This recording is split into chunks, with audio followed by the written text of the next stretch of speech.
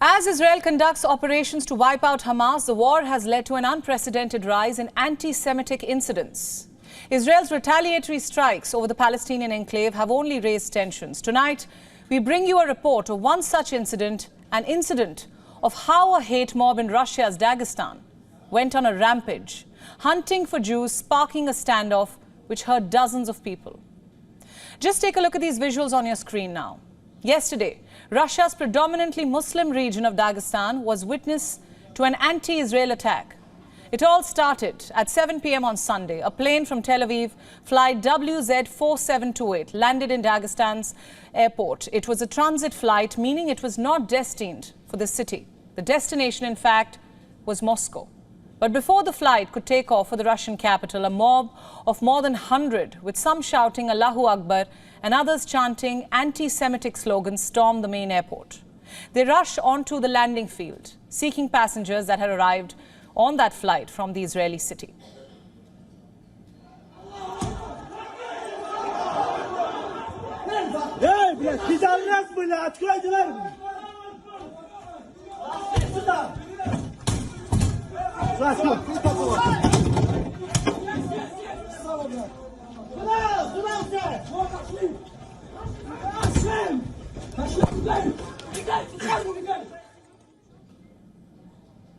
Video showed some in the crowd examining the passports of the passengers, allegedly an attempt to identify those who were Israeli.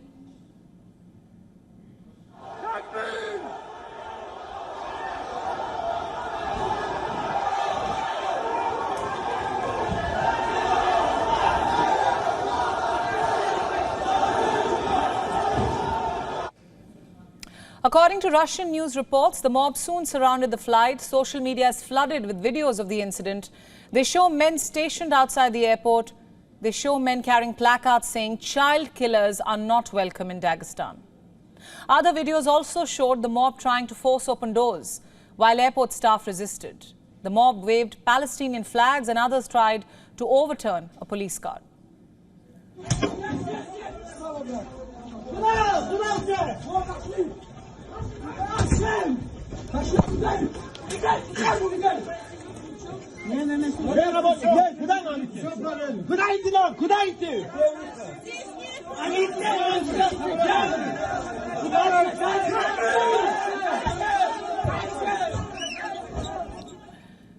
Following the incident, Russia's aviation authority shut down the airport, dispatching security personnel. The officials soon stabilized the situation, but the Makhachkala airport has been closed until November 6th. At least 60 people were detained in the unrest. It was not clear if charges had been filed against any of them as of now. But according to Dagestan's Ministry of Health, more than 20 people were injured, with 2 in critical condition. The injured included police officers and civilians. Also, flights from Tel Aviv to Makhachkala and also Mineral Vody, both in Russia's heavily Muslim North Caucasus, have temporarily been redirected to the other cities.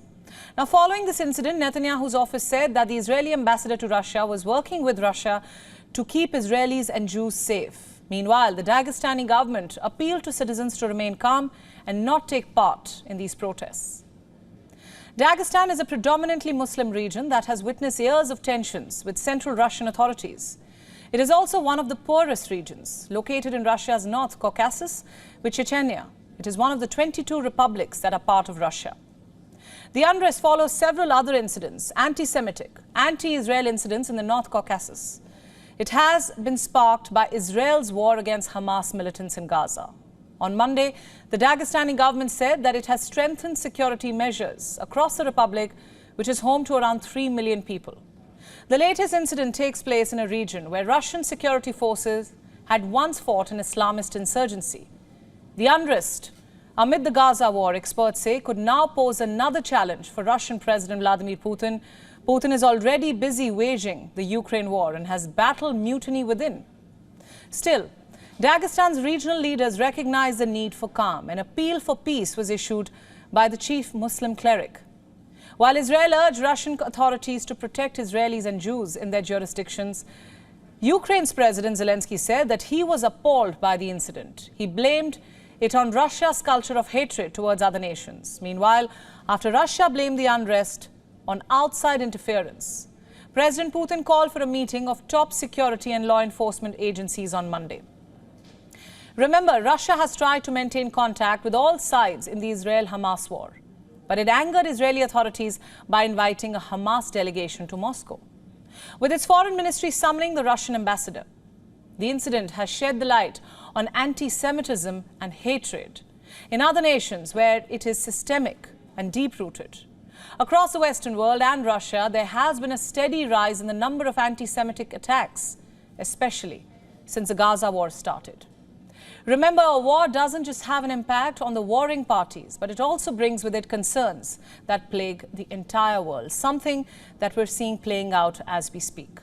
WION World is now available in your country. Download the app now and get all the news updates on the move.